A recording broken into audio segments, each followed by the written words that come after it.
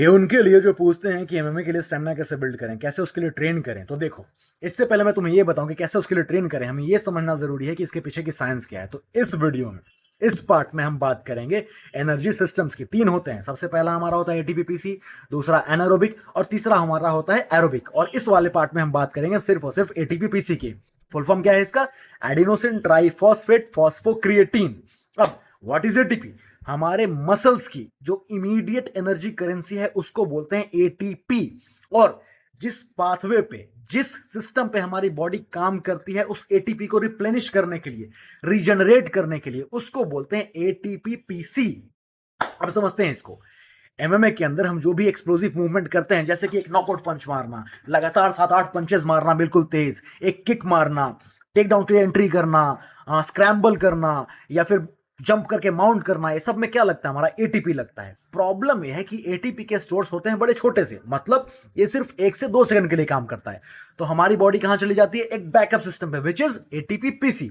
अब पीसी यानी फॉस्फोक्रेटिन क्या करता है?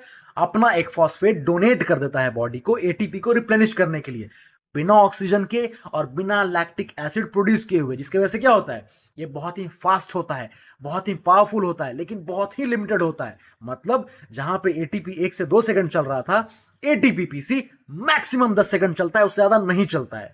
और एक बार पीसी यानी कि फॉस्फोक्रिएटिन खत्म हुआ, डिप्लीट हुआ, हमारा जो भी पावर आउटपुट होता है वो क्या होता है? बिल्कुल ही जीरो हो जाता है, कम हो जाता है। और हमें क्या लगता है कि हम थक गए हैं। लेकिन इसका मतलब ये नहीं होता कि हम थक गए हैं। इसका मतलब सिर्फ ये है कि हमारी बॉडी जो है उतनी जल्दी अब रिप्लेनिश नहीं कर पा रही, रीजनरेट नहीं कर पा रही है एटीपी को। और एमएमए के अंदर एटीपी सीपी को ट्रेन करना क्यों जरूरी है? क्योंकि भाई हमें सिर्फ 10 सेकंड के लिए थोड़ी वहां रहना है, हमें रहना है 3 से 5 मिनट तक एक राउंड में। ओके।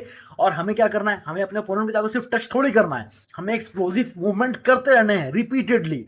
तो इसके लिए इसको ट्रेन करना बहुत जरूरी है। अब इसको ट्रेन कैसे करेंगे? तो देखो, सबसे पहला रूल तो ये है भाई कि एटीपीसीबी को ट्रेन करें, एटीपीपीसी को ट्रेन करने के लिए कि तुम्हारा मैक्सिमम एफर्ट होना चाहिए और शॉर्ट ड्यूरेशन होना चाहिए। मतलब बिल्कुल जी जान लगा के जो करना है करो, और 10 सेकंड करना है। फॉर एग्जांपल, कैसे ट्रेन कर सकते हैं इसको?